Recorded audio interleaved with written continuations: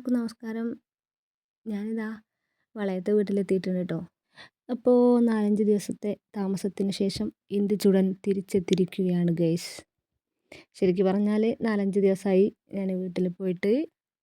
29-ാം തീയതി ആയിരുന്നല്ലോ കല്യാണം. അപ്പോൾ ബുധനാഴ്ചയായിരുന്നു കല്യാണം. ചൊവ്വാഴ്ച പ്രസാദേട്ടൻ വന്നു. ബുധനാഴ്ച കല്യാണത്തിൽ പങ്കെടുത്തു. ബുധനാഴ്ച വൈകുന്നേരം ചെറിയമ്മൻ്റെ മോളെ കുട്ടീനെ കാണാൻ പോയി. അത് കഴിഞ്ഞ് വ്യാഴാഴ്ച വീട്ടിൽ നിന്ന് ഉച്ചഭക്ഷണം കഴിച്ച് നേരെ ഇങ്ങോട്ട് വളയത്തെ വീട്ടിലേക്ക് പോകുന്നതാണ് കേട്ടോ. അപ്പോൾ ഞങ്ങൾ വീട്ടിൽ നിന്ന് ഉച്ചഭക്ഷണം കഴിച്ച് ഇറങ്ങിയത് ഒരു മണിയൊക്കെ ആയപ്പോഴാണ് കേട്ടോ. അപ്പോൾ ഇറങ്ങിയപ്പോഴൊന്നും മഴയല്ല. പിന്നെ ഒതായി എന്ന് പറഞ്ഞ സ്ഥലത്തെത്തിയപ്പോൾ നല്ല മഴ കിട്ടി. അപ്പോൾ ഞങ്ങൾ വെയിറ്റിംഗ് ഷെഡിൽ കയറുന്നതാണ് കേട്ടോ ഈ കാണുന്നത്. അപ്പോൾ പ്രസാദേട്ടന് കോട്ടുണ്ട്, എനിക്ക് കോട്ടില്ലായിരുന്നു. പിന്നെ പോണ വഴിക്ക് ഞങ്ങൾ കോട്ടൊക്കെ വാങ്ങി. പക്ഷേ കോട്ട് വാങ്ങിയതുകൊണ്ടാണ് തോന്നുന്നു പിന്നെ ഞങ്ങൾക്ക് മഴയേ കിട്ടിയിട്ടില്ല കേട്ടോ. ആ കോട്ട് ഉപയോഗിച്ചിട്ടുമില്ല. അതിപ്പോൾ ഞാൻ വീട്ടിൽ കൊടുന്ന് വെച്ചിട്ടുണ്ട്. പിന്നെ ഞങ്ങളന്ന് വീട്ടിലൊക്കെ എത്തിയപ്പോൾ രാത്രി 8 മണിയായി. ഞങ്ങൾ സാവധാനമായിരുന്നു കേട്ടോ പോകുന്നത്. അപ്പോൾ ഇന്നത്തെ വീഡിയോയിൽ ഇവിടുത്തെ കുറച്ച് വിശേഷങ്ങളാണ് കേട്ടോ. വീഡിയോ കണ്ടിട്ട് ഇഷ്ടമായിട്ടുണ്ടെങ്കിൽ ഒന്ന് സപ്പോർട്ട് ചെയ്യാനും മറക്കരുത് കേട്ടോ. അപ്പോൾ 2-3 ദിവസമായിട്ട് ഇവിടെ നല്ല മഴയായിരുന്നു കേട്ടോ അമ്മ പറഞ്ഞത്. പക്ഷേ ഞങ്ങളൊന്ന് പിറ്റേന്ന് നല്ല വെയിലായിരുന്നു. അതുകൊണ്ട് ഞാൻ കൊണ്ടുപോയ ഡ്രസ്സുകളും പ്രസാദേട്ടൻ കൊണ്ടുവന്ന ഡ്രസ്സുകളും ഞങ്ങളുടെ ബാഗ് പിന്നെ കോട്ട് എല്ലാം കഴുകി എല്ലാം വിരിച്ചിട്ടിട്ടുണ്ട് കേട്ടോ. അങ്ങനെ രാവിലെ കുളിയൊക്കെ കഴിഞ്ഞു, ചായ കുടിച്ചു. പിന്നെ എൻ്റെ ചെടികളൊക്കെ നോക്കാൻ വേണ്ടി ഞാൻ മുറ്റത്തോട്ട് ഇറങ്ങിയതാണ് കേട്ടോ. പിന്നെ വീട്ടിലേക്ക് പറക്കാൻ പോയാൽ പിന്നെ എനിക്കൊരു സ്വഭാവമുണ്ട്. തിരിച്ചിങ്ങോട്ട് വരുമ്പോൾ ഭയങ്കര ബുദ്ധിമുട്ടായിരിക്കും കേട്ടോ. ഭയങ്കര ഫീലിങ്.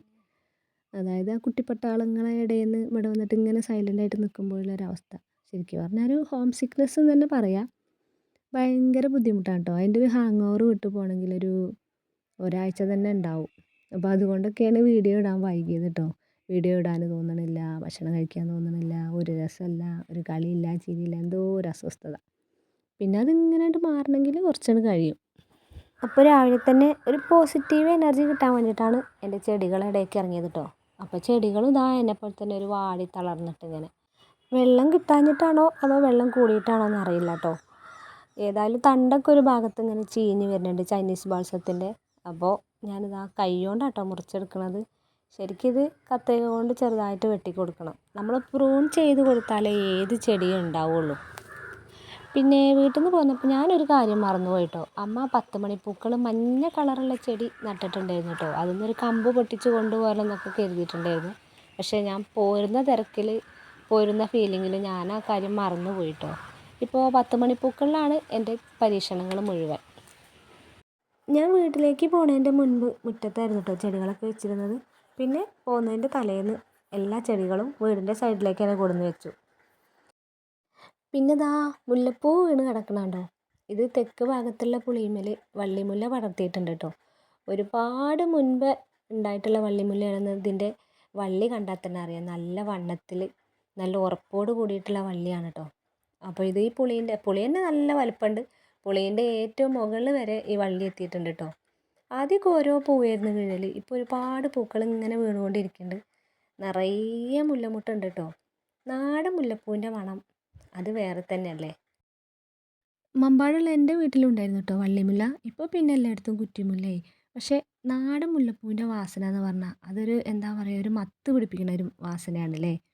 ഇത് ചിലപ്പോൾ രാത്രിയൊക്കെ ഇങ്ങനെ വാസനിക്കുമ്പോഴേ എന്തോ ഒരു പേടിയും തോന്നും. ഞാൻ ചെറുപ്പത്തിലൊക്കെ ഒരുപാട് മുല്ലപ്പൂ ചൂടിയിട്ടുണ്ട് കേട്ടോ. പിന്നെ ഒരു 8, 9, 10 ക്ലാസ്സിലേക്ക് എത്തിയപ്പോൾ മുല്ലപ്പൂവിനോടുള്ള ക്രേസ് അങ്ങോട്ട് പോയി. പിന്നെ ഞാൻ മുല്ലപ്പൂ ചൂടിയത് ചിലപ്പോൾ എൻ്റെ കല്യാണത്തിനായിരിക്കും. ഇപ്പം ഇങ്ങനെ ഓരോ പൂവൊക്കെ ഇങ്ങനെ കിട്ടുമ്പോൾ വെറുതെ ഇങ്ങനെ മുടിയിൽ വെക്കും കേട്ടോ. മുടിക്ക് നല്ല വാസന ഉണ്ടാവും.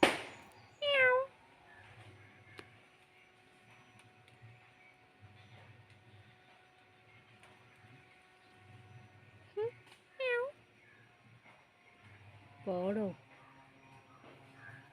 വീട്ടിൽ സ്ഥിരമായിട്ട് വരുന്നൊരു പൂച്ചയാണ്. പക്ഷെ ഞാൻ പേടിപ്പിക്കാൻ നോക്കിയിട്ട് യാതൊരു മൈൻഡുമില്ല, തിരിഞ്ഞേ നോക്കണില്ല. പിന്നെ ഞാൻ ചെടിമുരിങ്ങ നട്ടിട്ടുണ്ടായിരുന്നു കേട്ടോ. ചെടിമുരിങ്ങ കുറച്ച് വലുതാവും, പിന്നെ കോഴികളെല്ലാം കൊത്തി തിന്നും.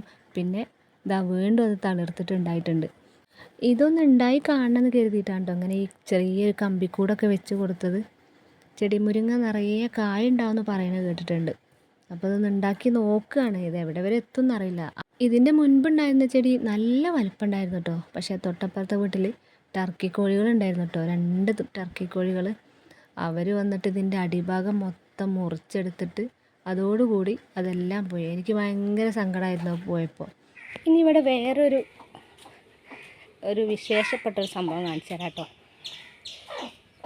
കണ്ടോ, ഒരു കോഴിയമ്മ 10 മുട്ട വെച്ച് കൊടുത്തിട്ട് ഒരു കോഴിക്കുഞ്ഞേ ഉണ്ടായിട്ടുള്ളൂ. പക്ഷെ അതൊന്നല്ല സംഭവം. കോഴി കൊത്തുന്നതിനോട് അടുത്തേക്ക് പോകാൻ വയ്യ. ഇത് എന്താ സംഭവം എന്ന് വെച്ചാൽ, ഈ കോഴിക്ക് 7 വയസ്സായി. ഒരു കോഴീൻ്റെ ആയുസ് എത്ര എനിക്കറിയില്ല, പക്ഷേ ഈ കോഴിക്ക് 7 വയസ്സായി. ഇവിടെ ഉള്ള കോഴികളൊക്കെ അമ്മയാണ് കേട്ടോ അത്. അമ്മയ്ക്ക് ഇവിടെ അനിയൻ ഈ കോഴിയമ്മേനെ ചെറുതായെന്ന് കൊടുന്നു കൊടുത്താണ്.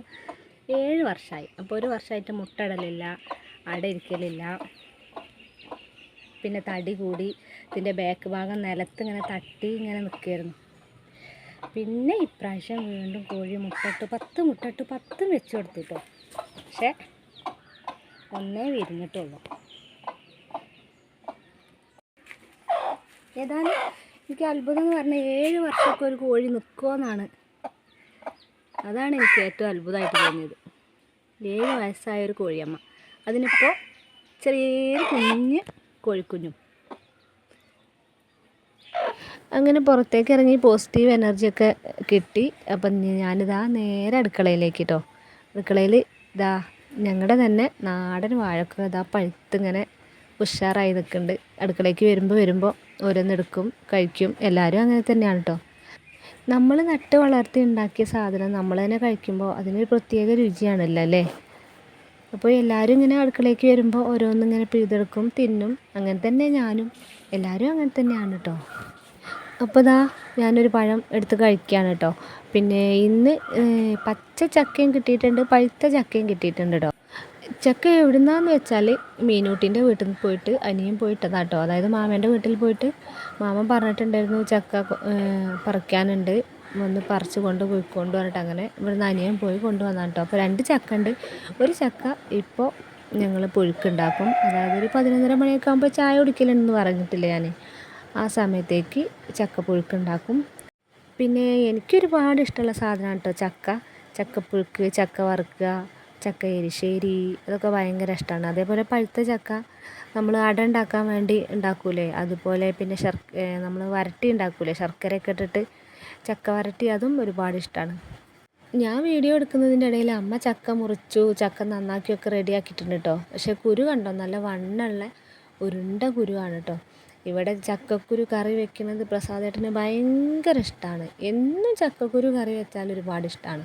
ചക്കക്കുരു മാങ്ങ ഇട്ട് വെക്കുക, അല്ലെങ്കിൽ മുരിങ്ങക്കായ ഇട്ട് വെക്കുക, അല്ലെങ്കിൽ മുരിങ്ങേൻ്റെ ഇല ഇട്ട് വെക്കുക, അതൊക്കെ ഒരുപാട് ഇഷ്ടമാണ്. അതേപോലെ ചക്കക്കുരും മാങ്ങയും കയ്പ്പങ്ങയും കൂടെ ഉണ്ട്, അങ്ങനെ വെക്കാറുണ്ട്. പിന്നെ ചക്കക്കുരു കയ്പ്പങ്ങയും മോരൊഴിച്ച് വെക്കാറുണ്ട്.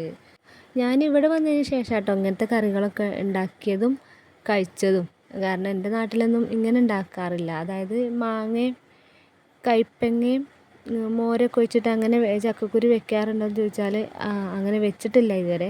അധികം ചക്കക്കുരു മുളകിട്ട കറി, അല്ലെങ്കിൽ മാങ്ങ ഇട്ട് കറി വയ്ക്കുക, അല്ലെങ്കിൽ നാളികേരം അരച്ച് കറി വയ്ക്കുക, അല്ലെങ്കിൽ മുരിങ്ങാക്കായ അല്ലെങ്കിൽ മുരിങ്ങേൻ്റെ ഇല അങ്ങനെ ഇട്ട് വെക്കാറുണ്ട് കേട്ടോ.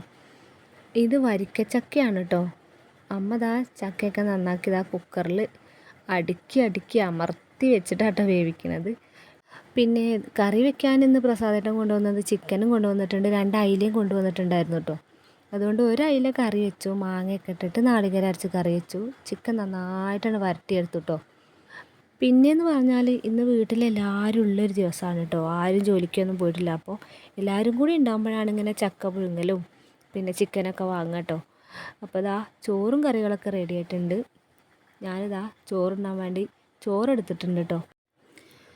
തൂവെള്ള ചോറ്, അതിലേക്ക് നമ്മളെ പിലിമ്പീൻ്റെ അതായത് ഇരുമ്പമ്പുളീൻ്റെ അച്ചാർ, പിന്നെ ചമ്മന്തി, പിന്നെ കുറച്ച് ചക്കപ്പുഴുക്ക്, 2 കഷ്ണം ചിക്കൻ, പിന്നെ നാളികേരം മാങ്ങയൊക്കെ ഇട്ട് അരച്ച അയിലക്കറി. അതാണ് കേട്ടോ ഇന്നത്തെ ഞങ്ങളുടെ ഭക്ഷണം എന്ന് പറഞ്ഞാൽ. അങ്ങനെ ഉച്ചഭക്ഷണം കഴിച്ചു. ഞാനും അമ്മയും അടുക്കളക്കോലയിൽ ഇങ്ങനെ ഇരിക്കുക കേട്ടോ. അപ്പോൾ വൈകുന്നേരം നല്ല വെയിൽ എന്ന് പറഞ്ഞാൽ നല്ല തെളിച്ചമുള്ള വെയിൽ കേട്ടോ. ഇങ്ങനെ വെയിൽ കണ്ടാൽ മഴക്കാലമാണെന്ന് തോന്നേയില്ല. ഓണവെയിലുള്ളത് പോലെയൊക്കെ തോന്നുന്നത്. അപ്പോൾ ഇതാ കുറേ നേരം വെയിലിനെ ഇങ്ങനെ നോക്കിയിരുന്നു. പിന്നെ ഇതാ നമ്മുടെ കോഴിയമ്മയും കുഞ്ഞു ഇതാ അടുക്കളക്കോലേൻ്റെ അടുത്ത് തന്നെ ഞങ്ങളെ ചുറ്റിപ്പറ്റി തന്നെയാണ് കേട്ടോ. ഇതിലൊക്കെ ചിക്കിച്ചിണങ്ങി. പക്ഷേ ഈ അമ്മേനെയും കുഞ്ഞിനെയും കാണുമ്പോൾ നല്ല രസമുണ്ട് ഏതായാലും. ഇവരെ കുറച്ച് നേരം നോക്കി നിന്നിട്ട് ഞാൻ നേരെ വീടിൻ്റെ മുകളിലേക്ക് കയറി കേട്ടോ. ടെറസിൻ്റെ മുകളിൽ കയറിയിട്ട് ഞാൻ നേരത്തെ പറഞ്ഞില്ലേ വള്ളിമുല്ല, അപ്പോൾ അതൊന്ന് പോയി നോക്കാൻ വേണ്ടിയിട്ടാണ് കേട്ടോ കയറിയത്. പക്ഷേ മഴ പെയ്തുകൊണ്ട് ടെറസിൻ്റെ സൈഡിലൊക്കെ വെള്ളമുണ്ട്. അപ്പോൾ ഞാൻ കുറച്ച് മുല്ലപ്പൂ പറിച്ചെടുക്കും ചെയ്യാം. പിന്നെ കഴിയുമെങ്കിൽ ചെറിയൊരു വള്ളിത്തണ്ട് പൊട്ടിച്ചെടുത്തിട്ട് താഴെ ചെടിച്ചട്ടിയൊക്കെ വെച്ചില്ലേ അതിൻ്റെ ഇടയിലൊന്ന് നട്ടു കൊടുക്കാമെന്നൊക്കെ കരുതിയിട്ടാട്ടോ ചെന്നത്. പക്ഷേ അവിടെ വെള്ളമായതുകൊണ്ട് എനിക്ക് ധൈര്യമല്ല. ഞാനിതങ്ങനെ നോക്കി നിൽക്കുക കേട്ടോ. ഞാൻ ഇത് നോക്കി നിൽക്കണ കണ്ടിട്ട് അമ്മ വന്നു. അമ്മ ഇതാ നല്ല കൂളായിട്ട് പോയിട്ട് കുറച്ച് മുല്ലപ്പൂവും പറിച്ചെടുത്തു. പിന്നെ ഇതാ മൊട്ടില്ലാത്ത 2-3 വള്ളി പൊട്ടിച്ചെടുത്തിട്ട് ഇതാ കൊണ്ടുവരുന്നുണ്ട് കേട്ടോ. എനിക്ക് അമ്മ കയറി പോകണ്ടിട്ട് എനിക്ക് ഭയങ്കര പേടിയാകും. ഞാൻ തന്നെ പേടിച്ചിട്ടാണ് കേട്ടോ ഇവിടെ നിൽക്കുന്നത്. ആ സൈഡിലൊക്കെ വെള്ളം കണ്ടില്ലേ, അപ്പോൾ വഴുതി പോകുമെന്നുള്ളൊരു പേടി, അതുകൊണ്ടാണ് ഞാൻ പോവാതിരുന്നത്. പക്ഷെ അമ്മ നല്ല കൂളായിട്ട് ഇതാ പോയിട്ട് ഇതാ 2-3 കമ്പ് പൊട്ടിച്ച് കൊടുത്തിട്ടുണ്ട് കേട്ടോ. ഇനി ഇത് ഉമ്മറത്തൊക്കെ നടാനാണ് ഞാൻ തീരുമാനിച്ചിരിക്കുന്നത്. നമ്മളെ വാതിക്കലൊക്കെ ഇങ്ങനെ നട്ടാലേ ഇത് പൂത്തൊലഞ്ഞിട്ട് നല്ല വാസന വരുമ്പോൾ നല്ല രസമല്ലേ.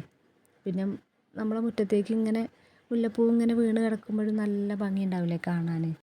അങ്ങനെ ഞാൻ ഒരു തണ്ടെടുത്തിട്ട് ഉമ്മറത്തുള്ള കവുങ്ങിൻ്റെ അവിടെയും കുത്തി കൊടുത്തു. പിന്നെ ഒന്ന് പ്ലാവിൻ്റെ സൈഡിലും കുത്തി കൊടുത്തു. പിന്നെ ഉമ്മറത്തുണ്ട് ഒരു അമ്പഴങ്ങ മരം, ചെറിയൊരു അമ്പഴങ്ങ മരം ഉണ്ട്. അന്ന് ഞാൻ ചെടിച്ചട്ടിയൊക്കെ അതുമ്മേ തൂക്കിയിട്ടുണ്ടായിരുന്നു. അപ്പോൾ അതിൻ്റെ സൈഡിലായിട്ട് നട്ട് കൊടുത്തിട്ടുണ്ട് കേട്ടോ. അപ്പോൾ ഇനി ഇത് വള്ളി പടർന്ന് പന്തലിച്ച് പൂ വിരിയുമ്പോൾ കുറച്ച് പൂക്കൾ മുറ്റത്തും കുറച്ച് പൂക്കൾ റോഡിലും കൂടെ അങ്ങനെ വീഴും. അപ്പോൾ നല്ല രസം ഉണ്ടാവും കാണാൻ. റോഡിൽ വീണ പൂക്കളൊക്കെ കുട്ടികൾ പെറുക്കി കൊണ്ടുപോകുമ്പോൾ അതൊരു രസമല്ലേ. ഞാനിത് നട്ടുകൊണ്ട് നിൽക്കുമ്പോൾ അമ്മ എന്തൊക്കെ അഭിപ്രായങ്ങൾ പറയുന്നുണ്ട്. പിന്നെ ഇതാ അടുക്കള മുറ്റത്ത് വലിയൊരു പ്ലാവ് ഉണ്ടായിരുന്നല്ലോ, അതുമ്പോൾ നിറയെ ചക്ക ഉണ്ട്. ആ ചക്കയൊക്കെ അപ്പോൾ പഴുത്തിട്ടുണ്ട്. അപ്പോൾ ഇനി ചക്ക പുഴുക്കുണ്ടാക്കാനുള്ള പാകത്തുമെന്നൊക്കെ വിട്ടിട്ടുണ്ട്. അപ്പോൾ അതങ്ങനെ പറഞ്ഞുകൊണ്ടിരിക്കുകയായിരുന്നു കേട്ടോ അമ്മ. ഞാനോരോ അഭിപ്രായം പറയുമ്പോൾ അമ്മ വന്നിട്ട് അത് കൊയ്യാനായിട്ടില്ല മോളെ എന്ന് പറയും. ഇവിടെ ചക്ക കൊയ്യുക എന്നാണ് കേട്ടോ പറയുക. മമ്പാടൊക്കെ എൻ്റെ നാട്ടിലൊക്കെ ചക്ക പറിക്കുക, തേങ്ങ പറിക്കുക, മാങ്ങ പറിക്കുക. ഇവിടെ ചക്ക കൊയ്യുക എന്നാണ് പറയുക. ഓരോ നാട്ടിലും ഓരോ പ്രദേശത്തും ഭാഷയ്ക്കും വാക്കിനൊക്കെ വ്യത്യാസമുണ്ട്. ചിലതൊക്കെ കേൾക്കുമ്പോൾ ചിരി വരും കേട്ടോ, ചിലതൊക്കെ കേൾക്കുമ്പോൾ അത്ഭുതവും വരും. അങ്ങനെ ഞങ്ങളെ പണിയൊക്കെ കഴിഞ്ഞു. വൈകുന്നേരം അതാ അമ്മേൻ്റെ ബ്ലൗസ് ഒന്ന് തുന്നി കൊടുക്കുക കേട്ടോ ഞാൻ. അപ്പോൾ പുതിയ ബ്ലൗസാണ്, അത് തുന്നിയിട്ടില്ല. അപ്പോൾ അതൊന്ന് തുന്നി കൊടുത്തിട്ട് ഇങ്ങനെ ഇരിക്കുകയാണ്. അപ്പോൾ ഇതൊക്കെയാണ് കേട്ടോ ഇന്നത്തെ വീഡിയോയിലെ വിശേഷങ്ങൾ. ഈ കുഞ്ഞു കുഞ്ഞു വിശേഷങ്ങൾ നിങ്ങൾക്ക് എല്ലാവർക്കും ഇഷ്ടമായിട്ടുണ്ടെങ്കിൽ മാത്രം ഒന്ന് സപ്പോർട്ട് ചെയ്യാനും മറക്കരുത് കേട്ടോ. താങ്ക്